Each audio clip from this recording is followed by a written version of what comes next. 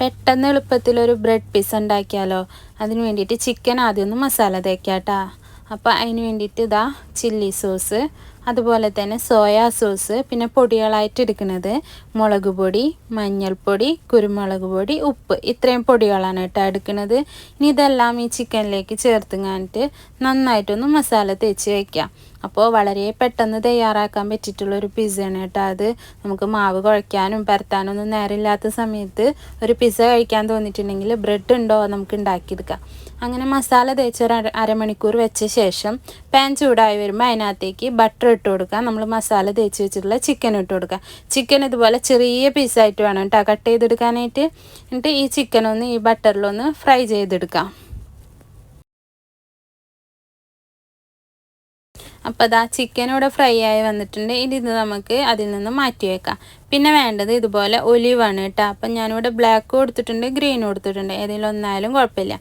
പിന്നെ അതാ അവിടെ സവാള ക്യൂബായി അരിഞ്ഞതും ക്യാപ്സിക്കം, പിന്നെ കുറച്ച് സ്വീറ്റ് കോണും കൊടുത്തിട്ടുണ്ട്. പിന്നെ അതാ നേരത്തെ ഫ്രൈ ചെയ്ത് വെച്ച ചിക്കനും പിന്നെ മൊസറല്ല ചീസും കൊടുത്തിട്ടുണ്ട് കേട്ടോ.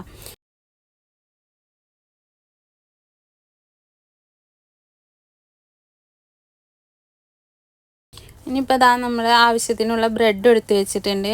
ഇനി ഈ ബ്രെഡുമ്പോൾ നമുക്ക് കുറച്ച് പിസ്സ സോസ് തേച്ച് കൊടുക്കണം കേട്ടോ. പിസ്സ സോസ് ഇതുപോലെ എല്ലാത്തിലും ഒന്ന് തേച്ച് കൊടുക്കുക. എന്നിട്ട് ആദ്യം തന്നെ അതുമ്പോൾ കുറച്ച് ചീസ് ഇട്ട് കൊടുക്കുക. അതിനുശേഷം നമ്മൾ ക്യൂബായിട്ട് എരിഞ്ഞിട്ടുള്ള സവാള ഇട്ട് കൊടുക്കുക. അതിനുശേഷം ക്യാപ്സിക്കം കട്ട് ചെയ്ത് വെച്ചത് ഇട്ട് കൊടുക്കുക. പിന്നെ ഇട്ട് കൊടുക്കുന്നത് ചിക്കനാണ് കേട്ടോ. ചിക്കൻ ഇട്ട് കൊടുക്കുക. അതുപോലെ സ്വീറ്റ് കോൺ ഇട്ട് കൊടുക്കുക. അത് ഇനിയിപ്പോൾ അതാ അതിൻ്റെ മുകളിൽ ഞാൻ ഒലിവ് വെച്ച് കൊടുക്കുന്നുണ്ട്.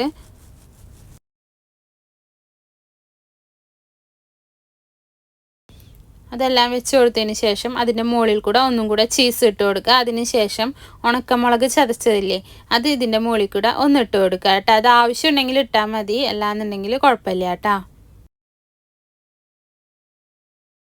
ഇനിയിപ്പോൾ ഞാനിതാ എയർ ഫ്രയറിൽ വെച്ചിട്ട് ഒന്ന് സെറ്റ് ചെയ്തെടുക്കുന്നുണ്ട്.